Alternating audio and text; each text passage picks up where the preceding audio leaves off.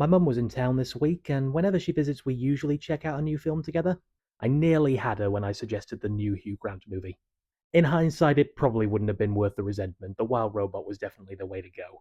I remember when The King's Speech came out that I felt it made sense that Colin Firth appeared to be the one actively breaking out of the rom-com mold rather than Grant. Regardless of how much time passed, affable romantic lead just seemed to be Grant's permanent lane.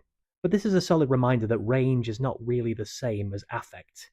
And I would argue that the latter is more important. Even in his more diversified body of work from the past 15 years or so, Hugh Grant is still playing things with a familiar wry charm. Even the cannibal he played in Cloud Atlas seemed a little approachable. But he understands how to uniquely apply his charisma in different scenarios.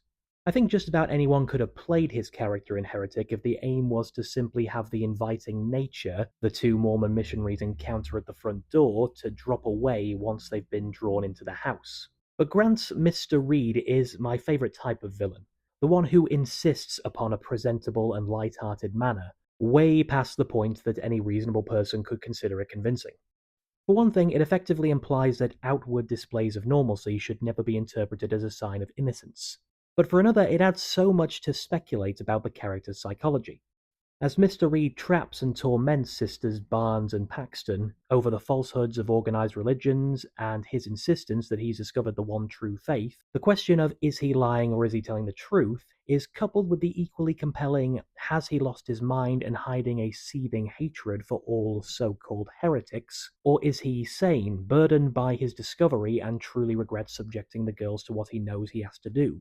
Which in turn ties back to the lingering question of whether everything occurring in this labyrinthian house is supernatural or a con. Sophie Thatcher and Chloe East join Grant in delivering expertly subtle performances, visibly terrified but determined to withhold any outbursts to prove to themselves and to one another that they still have hope to get out of the peril they find themselves in, all while managing to distinguish themselves in ways that convincingly broadcast the different backgrounds and belief systems that led them to where they are now. Ultimately, that's what Heretic goes for in its visual presentation as well, subtlety. The journey through the depths of the house, the tests of faith and the power play between Reed and the sisters. Scott Beck and Bryan Woods are truly testing themselves on how effectively they can block these wonderfully constructed sets to make sure that all understanding can be inferred with absolutely no need for dialogue.